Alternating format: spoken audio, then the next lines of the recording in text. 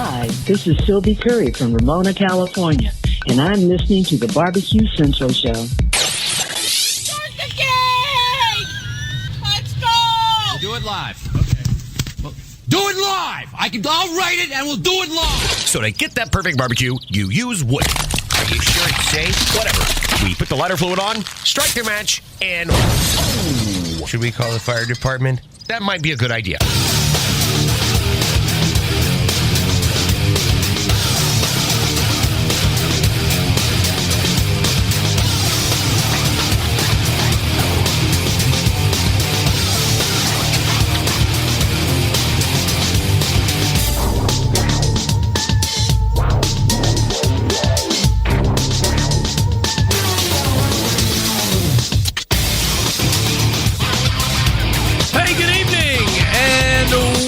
Welcome to the Really Big Barbecue Central Show.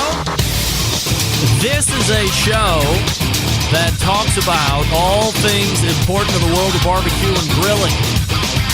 Originating from the Rock and Roll Hall of Fame city of Cleveland, Ohio, the barbecue capital of the North Coast. I happen to be your program host, Greg Rippey. Happy to have you aboard here on your Tuesday evening. Live fire, fun and frivolity show.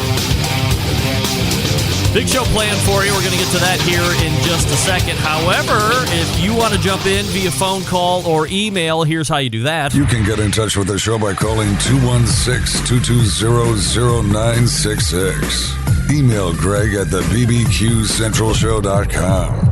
On the Twitter and Instagrams at BBQ Central Show. Everything else you want to find out about the show can be found at the main website, thebbqcentralshow.com. And here's what's happening coming up in about 12 minutes from now. It is the first Tuesday of the month as we are launching headlong in the last quarter or the last month of the third quarter of 2020. Creator of How to BBQ Right, pitmaster of Killer Hogs Competition Barbecue Team. Amongst the many other credits, it is, of course, Malcom Reed joining us. And we have plenty to get to. I was like, man, what am I going to talk to Malcom about this month? And then quickly, 15 or 20 items extolled out of me as I was racing through the outline. So plenty to get to, not the least of which was one of the last few videos that he did with the Barbecue Ninja. And that was a barbecue alligator. So if you have been deep hankering on barbecued alligator, we can get some high-level stuff from Malcom here on this show. But, of course, we'll both recommend that you go back and watch his How to BBQ Right YouTube channel, where he and the Barbecue Ninja paired up and did a alligator. So I can't say that I've ever been moved to the point... Well, actually, I've never craved or even thought about alligator to eat, except the one time when I was in Florida and it was on the menu. It was deep fried, so it could have been chicken for all I know. And it said it was alligator. I'm sure it was priced like it was alligator. It tasted pretty much like chicken. So that was my first and only alligator experience, but it's just not top of mind, top of brain, not on the radar. So we'll see how that whole thing came about. I think Craig is more known for, has become known to be that go-to gator guy, and they were able to pair up out there at Malcolm's place and shoot that video, and it was great. So Malcom Reed coming up 14 past the hour. Then 35 past first hour, Mike McCloud from World Food Championships. Last Friday, of course, they had to dismantle the 2020 version of the World Food Championships that was set to take place in November. COVID claims another food sport victim here this time, and we'll talk to Mike about everything that went into it. I would have to imagine that as March was rolling out and things really started to shut down, as the entire public was trying to get wrangles on what was going to really happen and what this country was going to look like and operate like, that all the way 8 months from then that everything would be behind us and he would be able to operate that World Food Championship setup, but that's not obviously the case. So we'll talk to him and see how they spooled up to that and what ultimately led him to make those final decisions to say, best for all concerned to move this to 2021, and we'll go from here. Then we'll move to the second hour. After a week off, he rejoins me for his normal first Tuesday of the month appearance. Sam, the cooking guy, We'll be right back. And you might be thinking to yourself, hey, you just had Sam on. You couldn't possibly have anything to talk about. You're wrong. I have too much to talk about. One day passes, and I have more than enough material to get through Sam with. That's for sure. So looking forward to getting caught up with Sam in the second hour. Now, as we move forward into Malcolm and you're watching here on the Facebook feed, please feel free to shoot the questions up. I will go ahead and cue those, and I will do my best to remember to try and reserve some time towards the end of the segment where we can flash your questions and get Malcolm to answer those. So that's how your show sets up this evening. Don't forget, you can follow me socially at BBQ Central Show on Instagram, on Twitter, Snappy Snaps, and TikTok. Also, /BBQ Central Show on Facebook, where there is a live video feed. Of course, I just told you about that. Email coming in from Rick in Henrietta, New York. That may mean nothing to you whatsoever. However, I lived in Henrietta, New York at one point in my very, very far back youth. Utes, believe it or not. I think I lived in an apartment in Henrietta, New York. Henrietta Highlands, I believe, to be specific. And Rick writes, Greg, I listened to your bonus episode with you on the Grill Coach podcast. I have to say, you were like a pro player who was invited to give a class to the high school squad. Granted, they don't have as many episodes under their belt. I haven't had the time to listen to them all yet, but they didn't learn from the master guest. I don't have a gasser, but defend your right to have one on your deck under a cover. Pissing on a large part of your potential audience is not just a rookie move, but shows that the host didn't do any research on the market. Anyway, keep up the good work. Love the show. In quotation marks. No, I didn't want to lead with that. I'll have to try to tune in live sometime. Proud knife-wearing U.S. Centralite Rick Vandermeulen. Rick, thank you. Rick also writes, P.S. Send me a damn knife. If you don't know what he's talking about, he is talking about this beauty. Rick, as I had made perfectly clear last week or 2 weeks ago when I showed this Gerber highly custom knife, this is not something I was bringing out for sale. I went on the website and I started from scratch and made it for me. This isn't something that I was retailing. I'm not saying the cooking guy selling knives. I didn't really buy 500,000 of these because I knew they were going to sell. No. I went to the Gerber.com or whatever the hell it's called website and went under custom and made this knife through their interface. It should be in here to the Rock and Roll Hall of Fame city tomorrow, believe it or not. So I'm very excited to see how well the pictures show to the actual physical item. Actually, I'm very excited. And by the way, if you want to buy this knife, maybe I can forward you that graphic that I just showed you. I was able to save that during the custom thing. But as soon as you submit order and see that price tag, I guarantee you're not going to want to buy that knife. You know what custom means, right, Rick? It means expensive. And it's a little bit more than your average everyday carry knife. The one thing I am proud of is A, you're from Henrietta, New York, and 2, you are a proud knife-wearing U.S. Centralite. Those might be the two biggest items that any Centralite should have, that you're proud Centralite and that you're knife-wearing. I'm going to ask Malcolm when he comes on here in a minute if he is a proud member of the knife-carrying population, not gun-carrying. We don't want to get into that again. But I wear a knife every day. In fact, I happen to have my knife right here. It's right because I'm wearing the right pants. I'm not getting away with one right now where I have my jammy pants on and you just see me chest up and I'm only doing, 50%. I'm doing the mullet of style. Business up front, party downtown. No. That's by the way, this is also a Gerber knife. And this is one that they call an assisted open. So it doesn't have just like a push button open, but I can go like that and boom, it's open. It's ready for business. So it does take like 1 or 2 times to get used to that nub thing. But as soon as you got it, boom, pops right open, little button to decompress the blade, and right in the pocket it goes. And I'm telling you, I know Sam, the cooking guy, a couple weeks ago was giving me a little on why I have to carry a knife.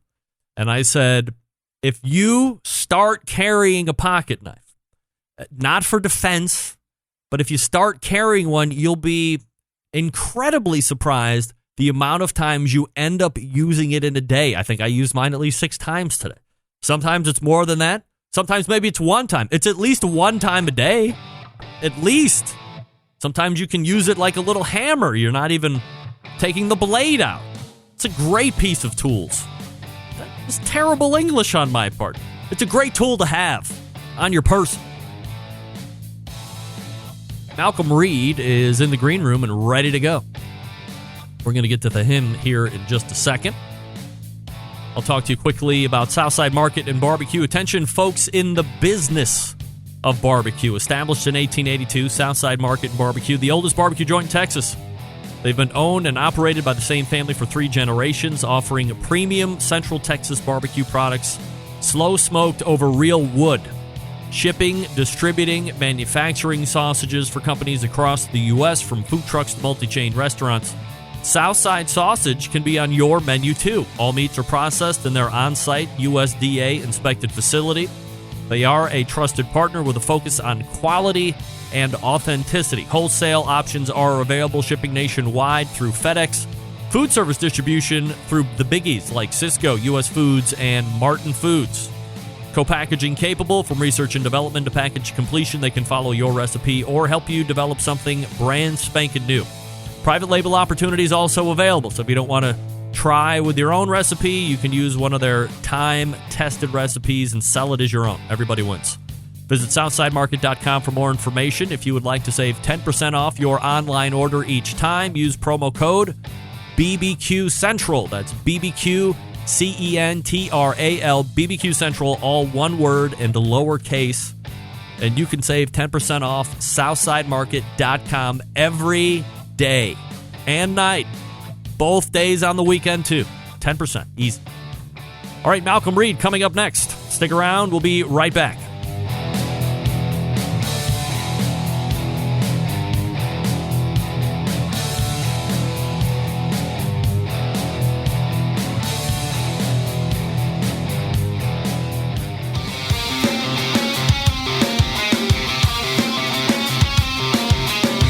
Broadcasting live from the Barbecue Central Show studios in Cleveland, Ohio. You're listening to the Barbecue Central Show. Once again, here's your host, Greg Rempe. This portion of the show being brought to you by Butcher Barbecue, makers of award-winning injections, marinades, rubs, seasonings, barbecue sauces, grilling oils, the list goes on. Barbecue mud, even. All the Butcher Barbecue products have been tested on the competition circuit, as well as backyards worldwide. Be the pitmaster of your neighborhood and visit butcherbbq.com to stock up now. Always trust your butcher. It is the first Tuesday of the month. You know what that means? We race to the hotline. And welcome back. The first Tuesday of the month. Regular guest, Malcom Reed, joining me. Hey, Malcolm. What's up, Greg? How's it going, man? I am doing fabulous. Appreciate you joining me on the show as always. Man, I got to say, Malcolm, your connection is so bright, I can't believe it. Fiber treating you right, my friend. How about that? So what's Fiber Life like? Man, it's a game changer. When you go from, getting about 12 to 15 megs up on a good day to having almost 1,000 at your disposal anytime, it's a night and day difference. Yeah, no doubt about it, and I will have to take your words for it because Fiber, as we had said last month, is in no schedule here in the Rock and Roll Hall of Fame city at this point. So if I could, let me boost your ego just for 1 second. So I'm taking out an old TV entertainment center for like the old tube televisions the other day, moving it out to the trash after disassembly, and a new neighbor of mine, because I moved, stopped and said he was walking his dog, said, hey, I just wanted to tell you I really admire the slew of cookers that you have in your garage because I'm waiting for anyone to pour concrete patio for me so I can move them out to where they are going to live. But nobody wants to pour concrete. I don't know what the hell's going on with that. Anyway, I digress. All of the concrete guys are biddy. Nobody wants side work. Anyway, let me tell you this. We get to talking barbecue, and he tells me how he gets this new master-built electric smoker just to see if he's going to like it. Realizes in the second cook, this is his bag. He's talking about getting multiple cookers at this point. Says he does a lot of online video watching, specifically one guy. And I said, oh, let me guess. His name's Malcom Reed from To BBQ Right. He's like, yeah, that's the guy. I said, yeah. I said, well, you'll be even happier to know that he'll be on my show in 2 days, and he's there once a month. And the guy thought I was a celebrity because I knew you. I wasn't really the celebrity, but I knew who you were, and it was like instant kismet. So you are reaching a wide range, especially right here in the barbecue capital of the North Coast. I mean, does it surprise you when, you know, you might get recognized if you're outside of Hernando, or you hear stories like this, that because of your proliferation over YouTube, you really are kind of the face of barbecue at this point? Well, yeah, it surprises me every time that people watch it. But hey, you know, it's crazy. It seems like people all over watching YouTube and love to cook. So right place, right time, I guess. All right, so give me the down and dirty on the fantasy football party / draft recap, because it looked like a tremendous time. It was. You know, we always have a good time. It's one of my favorite days of the year. You know, I'm not that great at fantasy football, but I love throwing a draft party, and I like the draft. You know, fantasy football is one of those things that goes on all season, so you got to manage it. And a lot of the guys I play with take it super serious, and I don't have the time to be right there picking up all the, you know, the latest guys that are doing well week to week. So I miss out on a lot of stuff. I've held my own. I've won the league one time since I've been in it, I guess, for 14 years. So there's some guys that have been in it that have never won the championship. So I'll do okay. But the draft is what it's all about to me. When I was looking at some of the pictures as you were putting up on social media, I was trying to decide for myself, if you have this party to like completely attract everybody with the sheer amount of ridiculously awesome food that you're putting out through the course of the day, or if you guys are really into fantasy football. I think it might be the food and the guys is a fantasy football draft. Well, you know, the food's my thing. That's kind of my touch. We used to, whoever won the year before had to host the party. And I guess it's been 2015 is when I won. I had to host the next party, and I think I've hosted every party since. Are there other people in the league that can cook on your level, or you have to be it? Well, you know, there's some good cooks. You know, we're you know, everybody's got their own thing they do, but you know, I think I could take them when it comes down to the food department if it comes to it.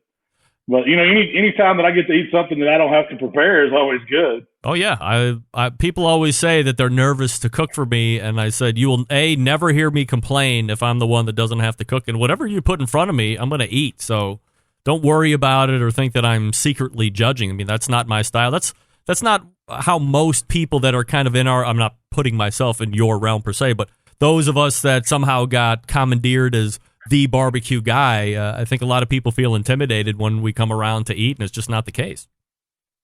That's right. And, you know, in our league, we're the ribs and whiskey league, so you've always got the whiskey to fill in if the food's not good. Now, you publicly asked for a league commissioner, announcer, MC, and I secretly offered up. It would have been distant, of course. I'm here in Cleveland. I would have brought much to the party, I think. And, you know, we could have made it work, especially now that you have the fiber internet. So how did the commissioner thing or the MC thing work out, or you just kind of do it like normal, like you had been in the last few years? Yeah, that was an idea I was toying with. I wanted it to be where we had a podium and you had to walk up and give your pick to somebody, and they read it live right there. So I really didn't know how we would get our picks to you if we did it virtually. But you know, that's something we're toying with. We're kicking around the idea next year going to Vegas. So I may be off the hook from cooking if we get to go to Vegas next year. Oh, that would be a whole different kind of draft party, pal. That's exactly right. Let me switch gears just for a second. We're talking with Malcom Reed from To BBQ Right, tobbqright.com, of course, and then on YouTube. Look for him on social media as well. I know you have a favorite Mexican restaurant in Hernando. So have you ever heard of a dish called chori pollo? No, that's a new one to me there. You have to explain that one. I was hoping to pull magic out of a hat here, but this has been an ongoing discussion between me and Sam, the cooking guy, in the second hour, who is in San Diego, very close to Tijuana, where the Mexican food and I guess the culinary scene in general just reigns supreme. And I happened to mention offhand that around here, my favorite dish, and we go to a couple different Mexican restaurants when the mood strikes us. I'm not a big Mexican food guy on the whole per se, but when I get the menu, I look for this thing called chori pollo, which is chorizo sausage and pollo is chicken. So it's a chicken breast, I think, and they cube it. It's fried, not deep fried, but like pan fried. And then the chorizo sausage on the side, and then it has rice and beans. Side of the soft tacos. And I just mix everything together, slam it in the taco, and put it in my mouth. And it just the whole run of all the ingredients together is magic. And I just assumed that that's a dish that is found in every other Mexican restaurant. Oh, well, then all sorts of charges are being levied against the Mexican restaurants that I'm eating at, and perhaps the real Mexican owners wouldn't serve that to their Mexican friends, and it's just put on the menu for us, and blah, blah, blah. So I didn't know if chori pollo had made it down to your neck of the woods, or it's something you even never heard of. I've never heard of that one, but it sounds delicious. And, I don't know if we're eating authentic Mexican or not, but I know it sure is good. We're at La Fiesta. I don't even know. That was my question to Sam. Is the place that we would frequent the most? My youngest daughter is friends with the parents that owned that. They have immigrated from Mexico, so I'm trying to figure out where is this not authentic Mexican food. The owners and most of the people that work there are Mexican. This screams authenticity to me. So how do you gauge authentic anything? What's your marker?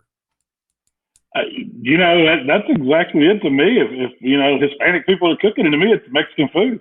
I don't care what they're serving, but who am I to judge what's authentic or not? To me, it's all good. I've been to Mexico and I've had some tacos there. I've had enchiladas and peppers and all the stuff that they serve, and it's not a whole lot different than what I'm getting here in Mississippi. So they're definitely full-fledged Hispanics that run the Mexican restaurants. This isn't some pretend people serving it. So. If it was me running it, I guess you could probably question my authentic recipes. Yeah. However, it's not. It's a great dish. If you ever run into it by chance, or the next time you're up here to hang out with the dudes over at Certified Angus Beef, let me know, and I'll take you to the Coco Locos, and we'll suck down some chori pollo dishes, and you'll be amazed at how good it is. We're talking with. They got margaritas. I'm down. Oh, they got margaritas and the whole full bar over there for sure. So before we get into some of the recipes and video recaps from the last couple weeks, a few weeks ago, the whole family does an SCA steak cook-off. You were helping Michael do his, but your wife, Rachelle, who I was hoping that maybe would be sitting in on the show tonight, but she's with Michael doing football practice. She competes. Is this something that she would normally do, or was she going like a little Corona crazy and decided she wanted to throw down? What is she into? She competes every once in a while. I don't know what got into her. She was probably from we haven't done any contest, and she wanted to get out, and she was going. So she's going. She might as well take a grill, and might as well enter and see how it goes. As long as I promise not to touch anything and to let her do her thing. So I stepped back, and lo and behold, she ended up getting her golden ticket, finishing third in the contest. Is she? Would you term Rachelle a competitive person in general? Very. She's really? Way more competitive than I am. Really? Yeah. She hates to lose. I don't know if it's the competition or she just wants to beat other people. But I think that's one and the same. For sure. Yeah. It is. Has she ever done a barbecue contest before? Oh yeah. She usually cooks the chicken for us when we do KCBS, and she's there at most contests we go, especially the big ones. There's sometimes she gets tired of it when we're running week to week and, cooking all the time. She takes a break, but she's a real crucial part of Killer Hogs. Nobody cooks chicken better than her, especially trim chicken. Would she go and do a contest by herself at some point, do you think, or no? I don't know. She could. I don't know if she would want to. She's fully capable. She knows how to cook everything. She's as good a cook as I am. She films everything I cook, and so she knows what to do, when to do it, and what good food tastes like. She comes from her family background's about like mine. We all grew up in the kitchen. Grandmother's cooking, mother's cooking, all that. So it's not just barbecue at our house. She does a lot of different stuff, but she's good at barbecue too. All right, Malcom, so she takes a third place, trickle down a golden ticket. So is she going to head to the SCA Nationals to throw down and try and take away a world championship or what? Yeah, she's got, Waylon's got his golden ticket. Now Shell's got her golden ticket. I'm the only one. I'm the outside looking in. So I guess I get to be the time and the charcoal man there. Are you going to try and snatch one here before the qualification period is over or no? Yeah, that's my plan. There's a couple coming up that are close by, so I'm gonna have to. I told Michael he's gonna have to take a back seat. I got to try to get me a golden ticket now. Okay, so let's paint a picture here just for a second. Waylon's got his, Rachelle's got his. Let's assume that you will get yours at some point. All three of you guys are going down amongst all the other great steak cookers, and in the end, Rachelle walks away with grand champ, world champ steak cooking. Do you ever live that down? Probably not. No, hell no, you don't. You know you don't. Oh, my God. I mean, I would imagine that if Waylon beat you, you would probably never hear the end of it. But if your wife beats you, it's like an added cross because guess what? She lives with you, and she can tell you how much better she is than you every minute of the day that you're together. Oh, that's it. And I wouldn't care. I'd be just as happy now. I want to win, but if she won, I'd be thrilled too. No doubt. We're talking with Malcom Reed from How to BBQ Right. So let's talk about a couple of the videos that you've had here recently. I was talking about in the open this smoked gator recipe video that you did with the Barbecue Ninja. I know you were, when I was listening to the podcast, and by the way, if you like listening to podcasts, if you like Malcolm's videos, the podcast gives you that behind-the-scenes look of how everything comes together. You get some anecdotes from Malcom and Rachelle as well, which I enjoy while I'm running in the morning, but tell us a little bit about how, the fascination with the gator came about and how you were able to put it together finally to get it on tape. Well, I've been friends with Craig, Barbecue Ninja, for a while. He cooks with Bubon's Barbecue out of Yazoo City, which is just a few hours down the road from us. So I've known him through competition barbecue. And, he's been doing these gators for a while. And every time I run into him, I was like, man, when are you going to teach me how to cook a gator? I've never cooked a gator. And it just, it came together finally. We had some time where he could get away. And I called up and got a gator delivered to the house. And he come over and showed me how to cook it because that was new to me. I've had gator before, but it's just been tail, kind of cut up and fried like you get at a restaurant, seafood restaurant or something like that. I've never had it whole, but and it was interesting. It was definitely a showpiece. I wouldn't say it's one of the best things I've ever had, but you can get by on it, I guess. I mean, I've heard eating reptiles is potentially dangerous. Were you worried about anything like that, or this was all, good to go for you? I never heard that. I may have been a little reserved, but down in Louisiana, they'll eat just about anything, and we're neighbors with them, so there's not a lot I wouldn't try. Is that the most outside the box item? I item? eat it raw.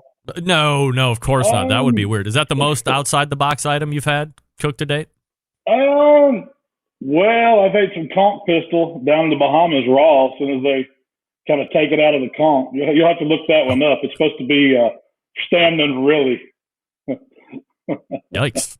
I know Kevin Green over at the butcher shop sells some pretty exotic stuff like camel and ostrich, stuff like that. So it's there's an outlet for pretty much everything anymore except horse, of course. So have you had ostrich or camel or anything like that before?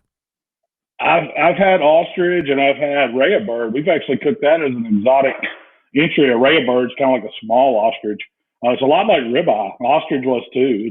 You think of it as being poultry, but it's the meat's really, really red meat, about like beef, and it tastes a lot like beef the way we fixed it. All right, let's hit some Facebook questions. You ready for this? Sure, man. I'm always. All right, I got them queued up here. And the first one is from Robert McDonald. Looks like he might have a couple. Malcolm, will you ever get a Rectech 700 pellet grill? You on the lookout for one of those, Malcolm? I actually have a Rectech out in the garage that Waylon won down at the shed back when he won his golden ticket earlier this year. And I haven't put it together yet. I need to get it put together, but I'm kind of saving it for my new shop when I get things open there. I'll probably put it together and check it out. But, I've heard good things about Rectech. I've just got 4 other pellet grills out here too. So yeah, I mean, I haven't been in any rush to put it together. A man with a lot of cookers is not a guy looking for another cooker unless, it just kind of avails itself. I'm in the same position. Another question from Robert McDonald. We had apple cobbler last night. Thank you. Did you do an apple cobbler recipe, Malcolm? I've done some in the past. It's been a while, but you can't hardly beat a cast iron apple cobbler on the grill. Do you appreciate a little bit of smoke flavor that's imparted? Yeah, it's very, very. And cooking high temps on a pellet grill, you don't get much smoke. Yep. It's very faint, but still you get some, and you can taste it in the a little bit in the crust. But it's pretty good. If you hadn't tried a cobbler or dessert on a pellet grill, you need to give one a shot. I've done pineapple upside down cake, done a lot of fruit cobblers, different things like that. They do really well. Next question coming in from Francois Lambert, or it looks like a statement. Hello from Manitoba, Canada. Love Malcolm and his show, How to BBQ Right. Keep it up. So kudos to Malcolm from Francois. Francois. There you go. And last one coming in from Nick. It says, is Killer Hogs in Walmart now? It is. We were Look at this rolled guy. it out in August. Oh, yeah. That's a pretty big, nationwide. pretty big get, huh? Yeah, 3,700 stores, I think it is total. So we'll see how it does. It's got to think about Walmart. They're the big guys, so you've got to perform or they'll yank you out of there. So I'm hoping it sells. If not, it may not last long. Are you the point of contact there? Like, did you put that deal together? Or are you working through some kind of a food agent or something like that?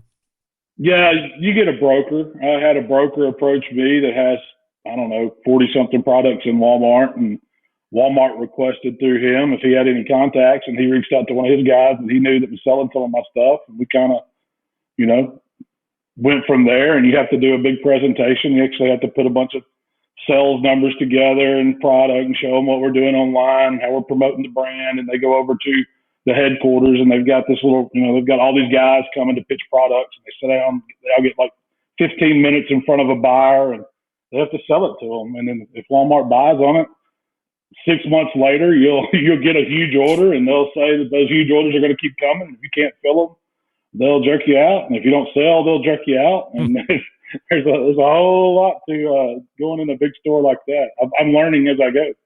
Well, we'll see how that goes. And now I'll be on the lookout. And is it all like the entire line, like the barbecue rub and AP and all that, or what do you got? Just the barbecue rub. They kind of give you a shot on one, and if it performs, there's the potential to add more. So far so good. I'm hoping to get another pitch next year with another product and just keep building on it.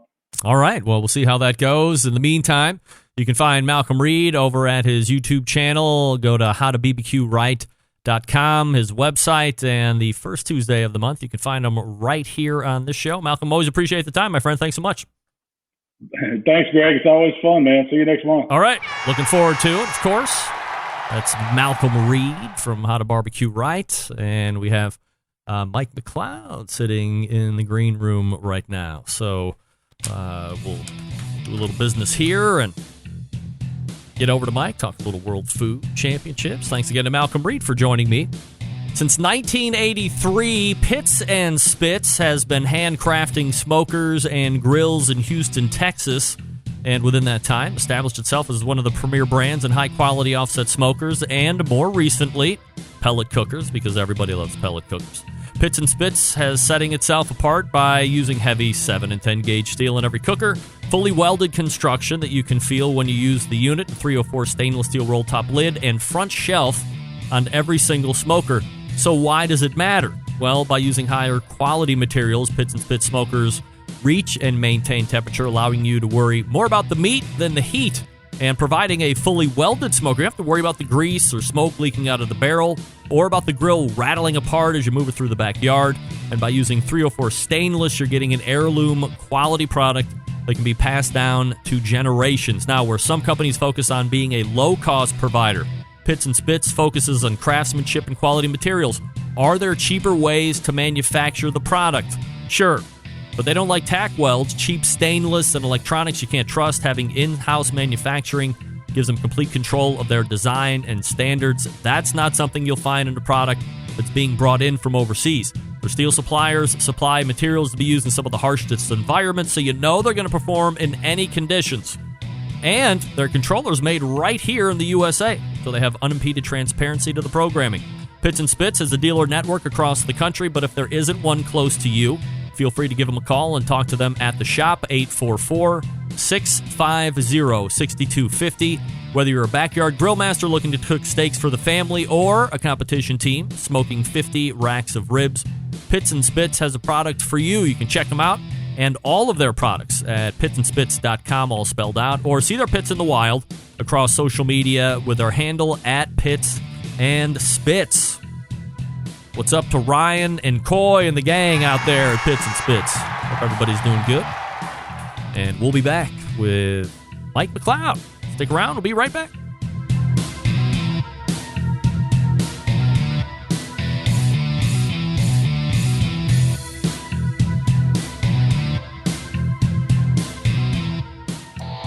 Howard Stern, Jim Rome, Dan Patrick, and Greg Rempe. The Mountain Rushmore of talk show entertainment. Now, let's get back to the Barbecue Central Show. This portion being brought to you by cookinpellets.com, your number one source for quality wood pellets for all your pellet-driven cookers. Visit cookinpellets.com for more information or to purchase. You can also visit amazon.com to purchase as well. My personal favorite, Cookin' Pellets. I love the hickory blend and the perfect blend, if you're looking for suggestions. My next guest, the creator of the World Food Championships. We'll get to my unique prognostication skills here in just a second, but World Food Championships 2020, the latest in a line of notable food sport cancellations this year due to COVID-19. Here to talk about what went into the decision and how they will retool from this point, pointing to World Food Championships 2021. We go to the hotline and welcome back friend of show, Mike McCloud. Hey, Mike. Mr. Craig, how are you? Might I say, first-time video appearer, Mike McCloud. Look at us using technology. I mean, look how handsome this guy is in real life. I've been using that picture forever, and I was going to change it, and the chicks would always email me and go, he's so handsome, don't ever change that picture. But look at you now. I mean, live and in person, you're 10 times better. I don't know. That picture is like 10 years old. I think you might ought to go back to it. Well, we might do that depending on how this segment goes. So a lot riding here. Look, I have a lot of behind-the-scenes questions to ask here in a second, but last week I had the embedded correspondence on, and we closed the show by going around the turn, answering if the World Food Championships would take place this year. 75% said no effing way that World Food Championships is going to be taking place. But 25% had a different take. I'm not going to assume that you just listen to every show, Mike, so let me rerun some of the audio for you, and we'll get your reaction to this. I'm going to take the contrarian position. There is a 100% chance that World Food Championships is taking place this year. In some form or fashion, Mike McCloud will flatly refuse suggestion, recommendation, martial order, or you name it. He will stage some kind of World Food Championships in 2020. I'm going on record saying it right here, right now. I can't think of a better reason than just saying two words, Mike McCloud. He's going to will it to happen. What happened? Where did I go wrong, Mike? I mean, I was pretty defiant. First of all, I love your confidence. Second of all, I would have made the same bet. you and I would have been betting on black or right. Betting on red or whatever it is. And but third of all, you're actually right, because we are going to do something. unlike every other event that's canceled in America, including all the big majors, right? We're going to hold a virtual contest. I'm putting $25,000 of cash up for grabs over 5 days. The original November 5th to the 9th dates of our event. We're going to give away a bunch of money. We are working on how to do that. We're going to work on different challenges that are fun and exciting and kind of level the playing field, which is what World Food Championships is all about. But yeah, holding the actual event was a dream that I clinged to right up until August 28th when we made the announcement. When COVID first came out into our psyches back in March of this year, I had a lot of deep-seated feelings about that. I was surprised to see all the majors canceling as quickly as they did. And I kept holding out hope and believing that there were going to be therapies or vaccines or, more knowledge about this thing. I remember listening to the scientists. Everyone now is talking about base it on science. And I believe that we were going to get our arms around it. And unfortunately, over the summer months, it didn't act like a flu. It didn't just disappear. It didn't go away. So we have to base our decision on safety. We have to make sure that we're doing the right thing for our competitors and judges and sponsors and consumers. And we did cancel the actual live event. So I'm sorry to make that portion of it wrong for you. But what is right for you is that we are going to do something, and we're going to give away a lot of money, probably more money than most events give away in a real world. So maybe you're half right, something like that. Well, I'll take half over 0% right any day of the week. We're talking with Mike McCloud. So you'd answer a couple other follow-up questions I had through that answer, which is nice. But let's move along here. So in the circle of trust, when this ultimate cancel decision is made, who are you consulting with? Is it just a unilateral World Food Championship brain trust that does this, or who else is weighing in or giving their opinions on what needs to happen? Or who are you searching out to help make a decision like this? Well, first of all, I have a great staff of individuals who are very dialed in on what's happening in the world and what's happening at our locations for events like Indianapolis, which we were able to do, the final table, and Dallas. We had been watching all of the COVID case numbers probably as early as May 1. I asked my staff to keep track of it, keep me up to date on it. And then we would have weekly meetings to discuss what is this doing to us? What do we need to do? Our goal was we're going to have an event. To your point earlier, we're going to do this. We're going to prove to the industry that we can hold a safe event, and that it can be fun and exciting and safe all at the same time. So we set our sights there, and my staff was very key in keeping me up to date. I listened to the news religiously since I was home a lot. Right, we started doing sheltering about April 1st, and so I was a news junkie. I listened to numerous channels, opposing channels, if you will, and really dialed in on the press conferences. Every time there was a national press conference, I was watching TV. I wasn't taking a phone call. So there was that layer, 2 layers, and then the third layer was our ambassadors. We have 6 great World Food Championships ambassadors, one based in Dallas, and we've got numerous sponsors based in Dallas. And of course, we do tons and tons of work with Walmart, who has their finger on the pulse, probably better than even the government at times, because they're getting real time retail numbers.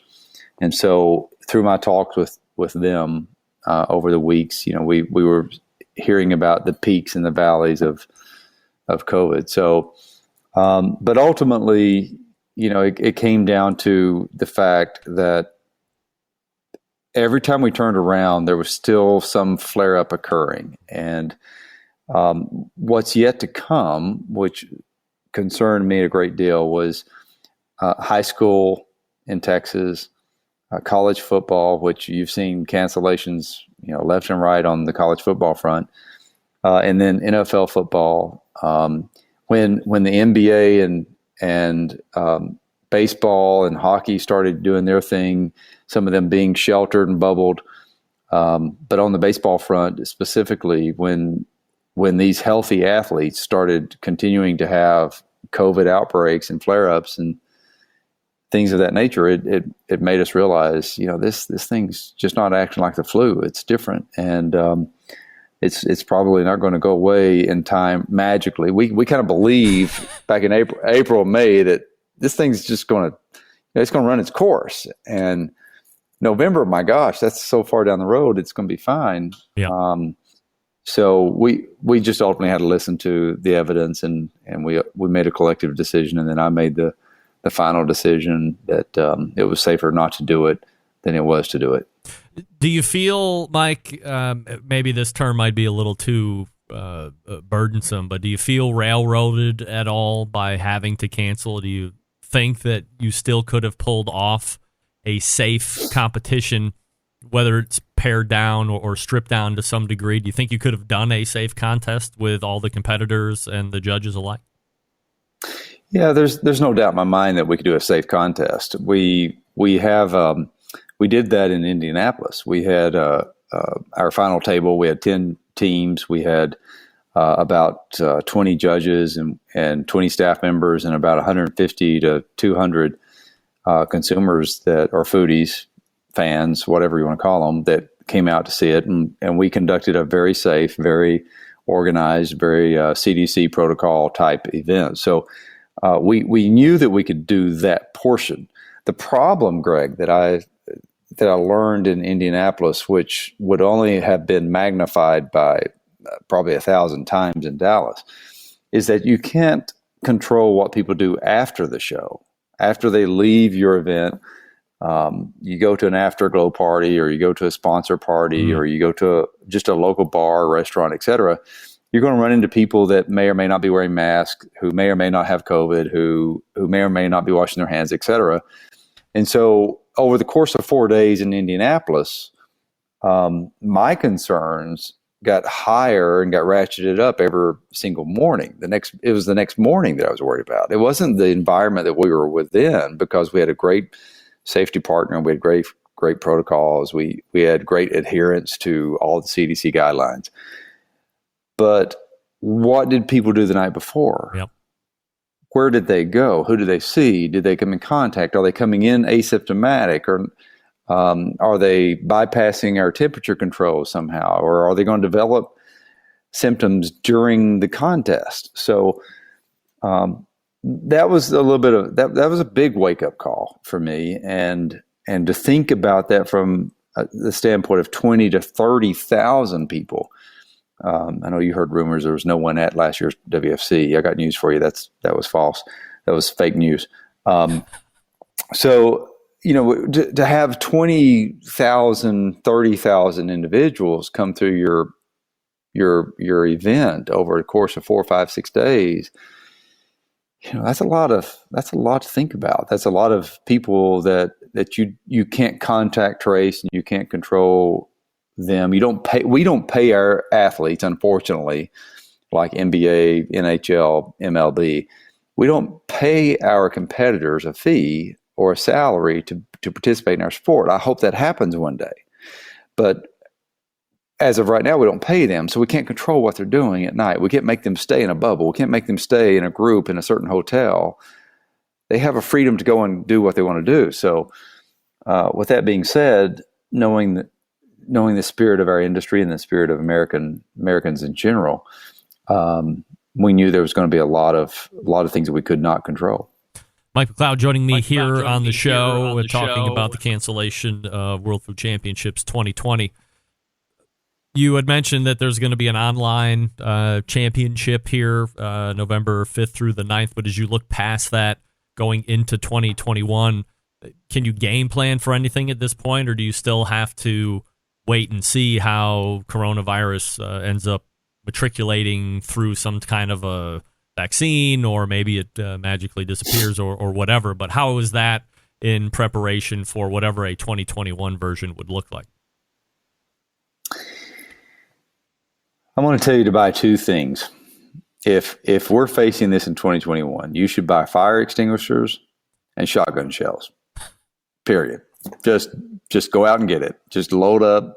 I mean, if we're facing the same crap that we're facing right now in November of next year, we're going to have bigger concerns than culinary competitions. So the flip side of that coin is that we're planning ahead. We already have a game plan that we're going to implement this year anyway. We were going to separate competitors. We're going to separate judges. We were going to take temperature controls. We're going to make a mask available. We're going to have multiple hand washing stations. We had the game plan, so we'll implement the game plan next year if we need to, and maybe there's portions of that we still have to. But this thing's got to, our country, our world has to get this thing under control, and maybe it's a measure of herd immunity, maybe it's a measure of vaccine, maybe it's a measure of therapies, whatever it is.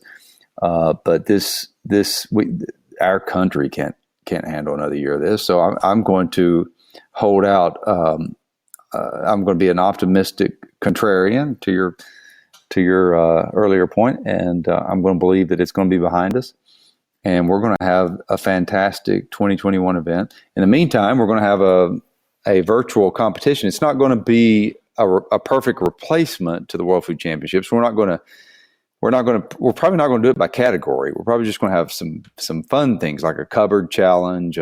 What would you do with this sponsored product challenge? And we're going to award $5,000 a day over 5 days, and we're going to make it as unique and as interesting as we can, because you can't recreate what the World Food Championships is, just like you couldn't recreate what the Royal is or the Jack is in a virtual setting versus a reality.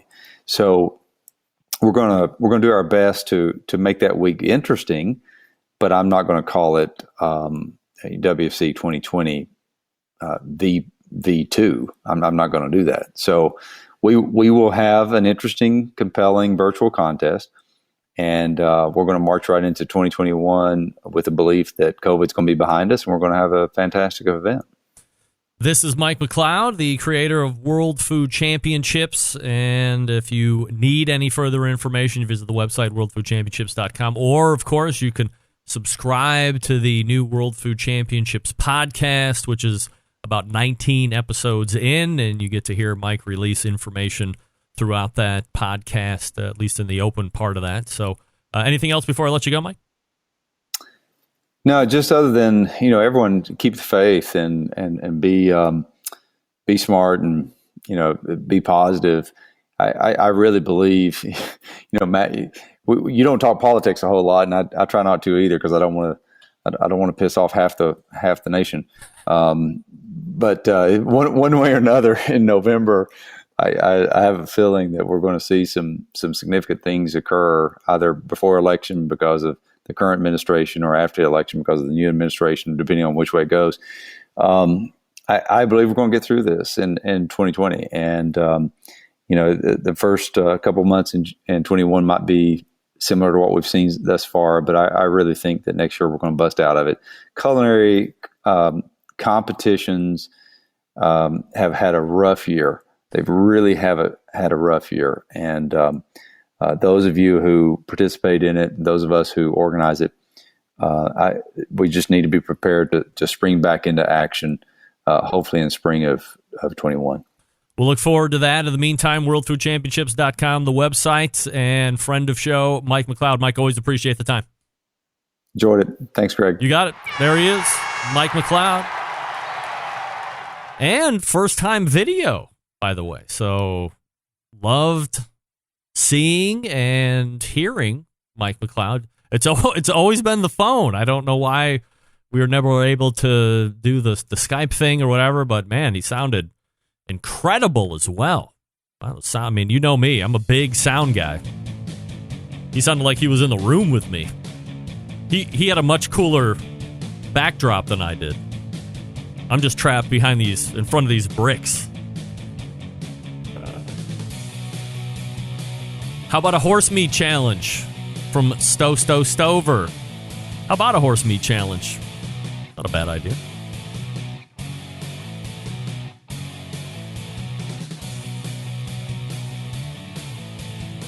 Virtual World Food Championships, not version 2, but virtual. November 5th through the 9th, $5,000 a day being given away. Not sure exactly who's taking part in that or if they have people picked for that yet, but that's going to be a tough one. We'll see how it plays out November 5th through the 9th. A virtual World Food Championships. We're back to wrap the show. No. We're back to wrap the first hour. We have a whole nother guest to get to yet. Come on. Your phone calls and emails as well, 216-220-0966. Greg at thebbqcentralshow.com. Stick around. We'll be right back.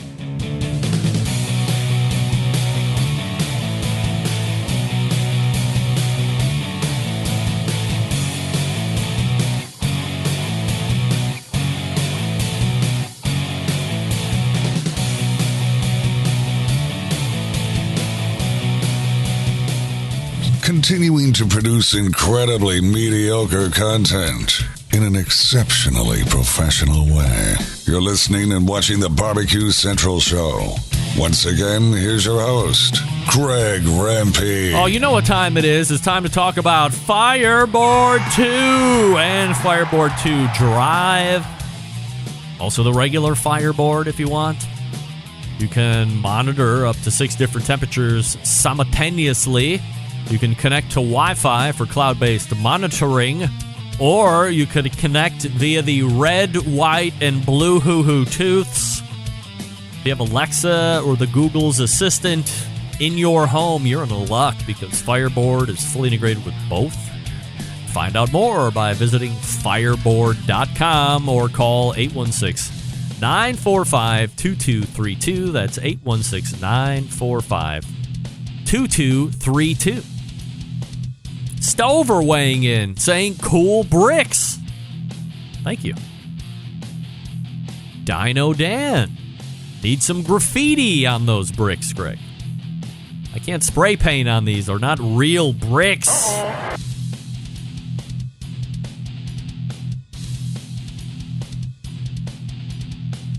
All right, we are looking to the second hour where we will find a visit with Sam the cooking guy. What is this?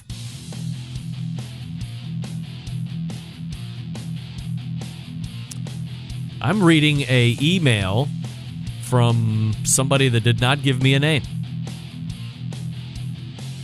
Got a Traeger Pro 22, will not hold, and never has from day one a steady temp. Fluctuates by as much as 30 degrees. So-called Traeger expert at Lowe's. That's your problem.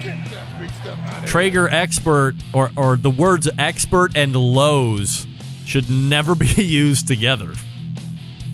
But the Traeger expert at Lowe's says that's normal, is it? Also will not get a high setting 400 plus degree temp. Now we might be able to dig into that here in the second hour. I will tell you that a 30 degree temp swing, probably not that uncommon. Not getting to 400 plus degrees in a pellet cooker, definitely not uncommon. Anyway, we'll try and touch on that here as we break away. Get ready for the top of the second hour.